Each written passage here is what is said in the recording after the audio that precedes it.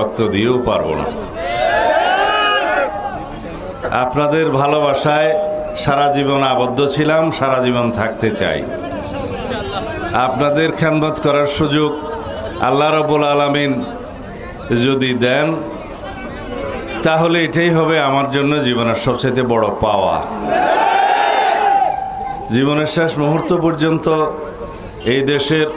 এই দেশের মানুষের সেবা করার তৌফিক আল্লাহ রাব্বুল আলামিন প্রদান করুন, এই মোনাজাত করি। পেকুয়া উপজেলার আমার নির্বাচনী প্রচারণার শুরুতেই আমি এই জায়গায় দাঁড়িয়ে আপনাদের সাথে কথা বলে আজকে শুরু করছি। এখান থেকে যে শিলকালি হয়ে, বারোবাকিয়া হয়ে, টৈটং হয়ে, রাজাখালী হয়ে, তারপরে পেকুয়া, তারপরের দিন আমরা পেকুয়া, মংনামা, ওজানটিয়া হয়ে 2 দিনে নির্বাচনের পুরাদমে কার্যক্রম যখন শুরু হবে, তখন ইনশাআল্লাহ আরও বিভিন্ন জায়গায় একদম ঘরে ঘরে যাওয়ার চেষ্টা করব, যতটুকু আল্লাহ তৌফিক দেয়।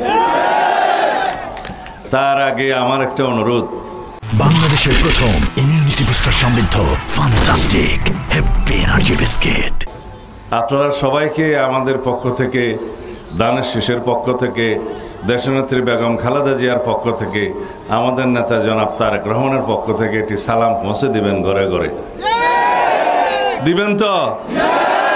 সবাইকে দানের শীষের পক্ষে সালাম পৌঁছে দিবেন। আমার নেত্রী, দেশনেত্রী বেগম খালেদা জিয়ার সুস্থতার জন্য সবাইকে দোয়া করতে বলবেন। আমাদের নেতা জনাব তারেক রহমানের পক্ষ থেকে সবাইকে সালাম পৌঁছে দিবেন।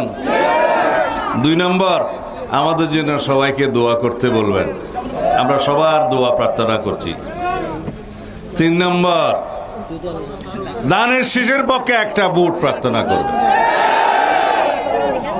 করবেন। 2 হাত তুলে ইনশাআল্লাহ।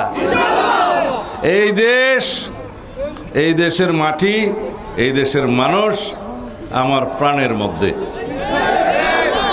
আপনারা জানেন ইনশাআল্লাহ আগামীতে জনগণের সমর্থনে, আল্লাহ রাব্বুল আলামিনের অশেষ রহমতে যদি বিএনপি রাষ্ট্র পরিচালনার দায়িত্বপ্রাপ্ত হয়, সরকার গঠন করে, তাহলে এই পেকুয়া চকরিয়া যত যা কিছু উন্নয়ন আছে ইনশাআল্লাহ ভরপুর উন্নয়ন হবে।